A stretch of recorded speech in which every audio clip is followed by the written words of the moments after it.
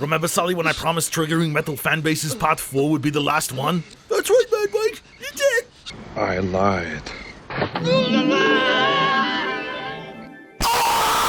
That's right, everyone. I am back to piss off some more fan bases. Looking back at the first 4 episodes, I realized that there's a whole bunch of metal bands that I forgot to talk about, so I'm gonna talk about them right now. It's triggering time, motherfuckers! Archspire. You are the modern-day necrophagist, as in you are tech for the sake of tech. There is nothing memorable about the music you write. All it is just blind masturbation on your instrument and a drummer on Red Bull trying to play as fast as possible. And don't even get me started on Ole Peters. What's this? A mumble rapper who sings death metal? Sorry, but rappers do not belong in metal, because that makes Metal Archives cry and it makes my pee-pee feel small. Avenged Sevenfold. Apparently you're a classic metal band now. Guys, the keyword in there is classic. You are not classic. What sucked 20 years ago sucks now. And the shit you put out 10 years ago sucks even more because you were just trying to be Black Album era Metallica to the point where you completely ripped off Sad But True.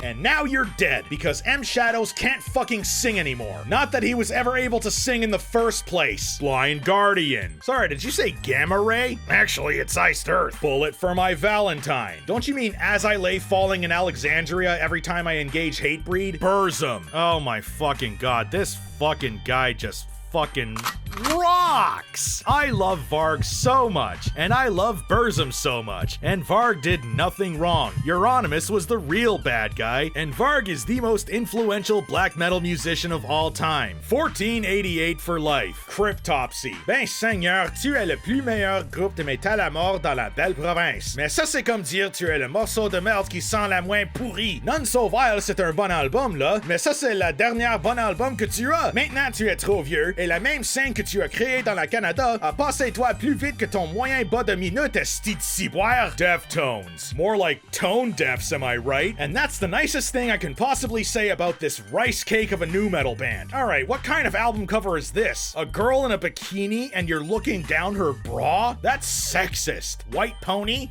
White pony? White pony?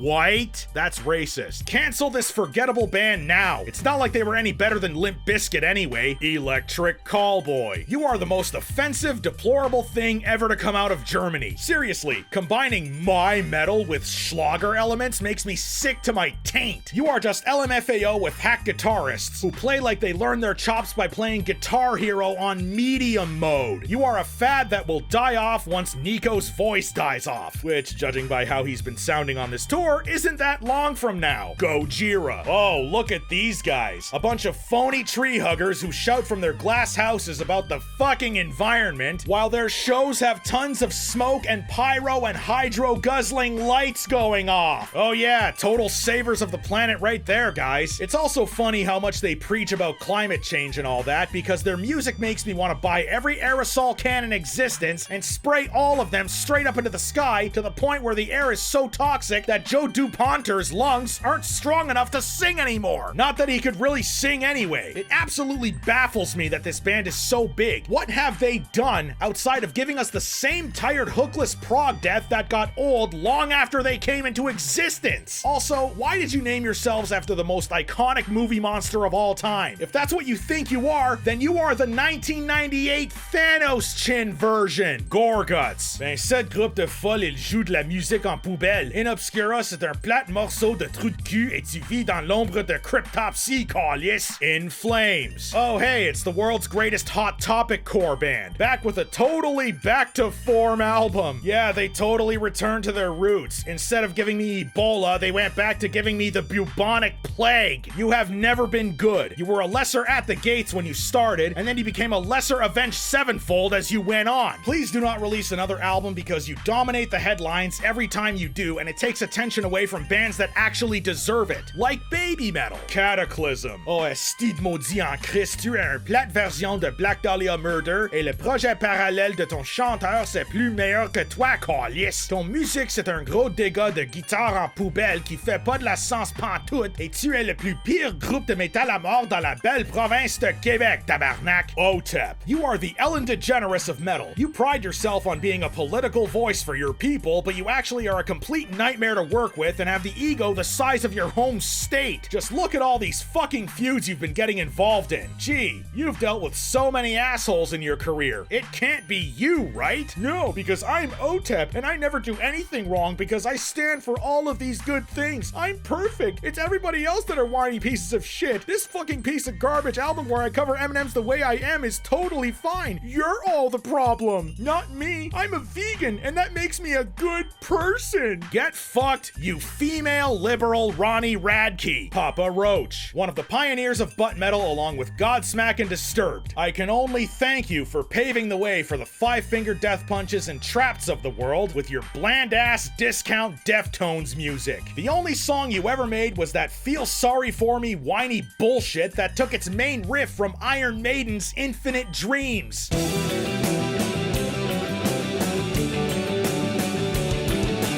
Now you are washed up has-beens trying to cash in on a meme. Congrats, you are metal's Rick Astley. Poppy, you are more disjointed than a Golden Gate Bridge jumper. Pop metal has been done way better both before and after you came onto the scene. I don't know why you're so praised for doing this cliche, loud, quiet, loud crap that seems to be dominating the metal scene right now, when there are so many great pop metal acts that play this music way more fluidly and seamlessly than you do. But you're the bigger name than them because, I don't know, you're a metal Billie Eilish or something? Primus rocks. Sleep Token. If Tool is progressive Nickelback, then you guys are progressive Imagine Dragons. I was never more bored this year than I was when I listened to Take Me Back to Eden, and I went on a Paul Thomas Anderson marathon this year. Whenever I hear that someone actually likes this band, I can't help but think that they're a fucking virgin. But not the type of virgin you laugh at. More like the type of virgin that makes you roll your eyes because they're completely incapable of not being colossally boring panty dryers that drain any sense of life out of every room they walk into like they're a fucking black hole of pathetic. The sad part about this band is they're not going away anytime soon because they've cornered the market on the exact personality type I just talked about, and now all of our metal subreddits are going to be filled with more pseudo-intellectual, small penis energy perpetuating bullshit for the next 20 years. Congrats on becoming the new Tool. Great. Spirit Box. Another cliche simpcore band that sounds like every other simpcore band in existence.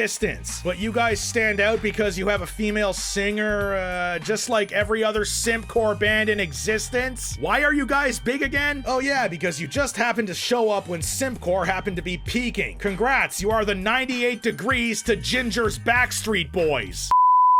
And that's it for Triggering Metal Fanbases Part 5. And before I go, I just want to make one thing very, very clear. I know I've made this clear in the past, but I want to make it clear in the video again. This video series was heavily inspired by Barry McCockiner's Triggering NFL NBA Fanbases series. You can see a lot of homages in the video. Obviously, the titles are similar, although mine is metal. But yes, one of the things that inspired this series was Barry McCockiner, and I want to make that very clear. I do believe I've made this series my own, but I also want to give credit where credit is due. He was a very big inspiration for this series, and I want to thank him for that. I'm making this clear right now because there's this big video from H Bomber Guy that came out accusing a lot of channels of plagiarism, and in watching that video I realized that the line between homage and straight up ripping off is extremely blurred, and I want to let everyone know that while writing it and voicing it and editing it did come from a genuine place, this was hugely inspired by Barry McCockiner's Triggering NFL/NBA Fanbases series, and I want to let him know that because I'm such a huge fan of his and I wanted to pay homage. And I have also always credited him in the description of the videos, and I've found ways to credit him in other ways. I always give him credit on my Discord, and I'm gonna give him credit again right now. So Barry, if you're ever watching this, thank you so much for inspiring this series, and I look forward to you suing me.